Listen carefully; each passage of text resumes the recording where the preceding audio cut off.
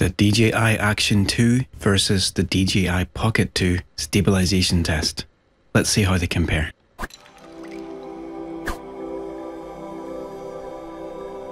Both cameras are set to 2.7K 60, auto exposure and normal color profile. The Action 2 has rock steady turned on and the Pocket 2 has tilt lock turned on. The Pocket 2 is super locked in and the horizon is perfectly level. The Action 2 is smooth but not as stable, although it has a much wider field of view, which I really like sometimes, and that's not even as wide as it can go. This is how wide it can go with stabilization still turned on.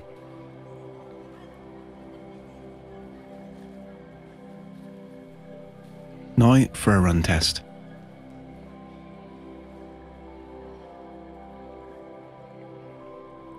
Both cameras are super smooth and free of vibration, but the Pocket 2's gimbal gives it the ultimate locked-in result. I think the wider field of view of the Action 2 is probably going to be what most vloggers would prefer, but what it can't do is give that nice little bit of background separation that you can see in the Pocket 2.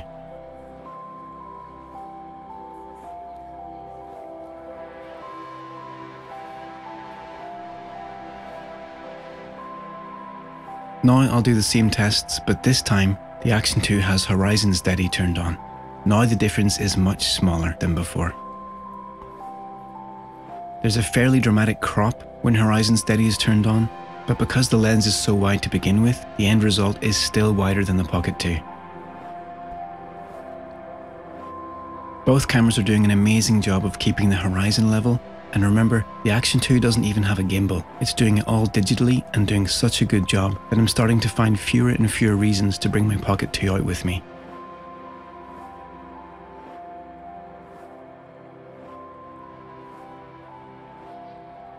One thing to be aware of is that when the Action 2 is in horizon level mode, the bitrate of the video is reduced, and when you view those files on a larger display, there's a noticeable difference in quality between the Action 2 and the Pocket 2. And also it can't do horizon level mode in 4K.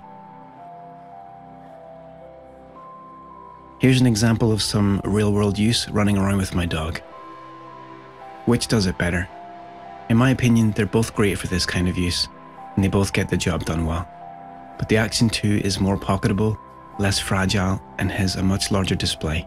So for me, if I just want to get some clips of my dog running around, I'd choose the Action 2 over the Pocket 2 most of the time, just for its simplicity and size. And finally, let's compare the stabilization in low light. This is where the digital stabilization on the Action 2 struggles and the footage really begins to get mushy, whereas the mechanical gimbal on the Pocket 2 keeps the camera physically stable, which allows it to use a low shutter speed without the blurring we get on the Action 2. So that's it for this one. If you found this useful or interesting, I'd appreciate a thumbs up. Thanks for tuning in. See you next time.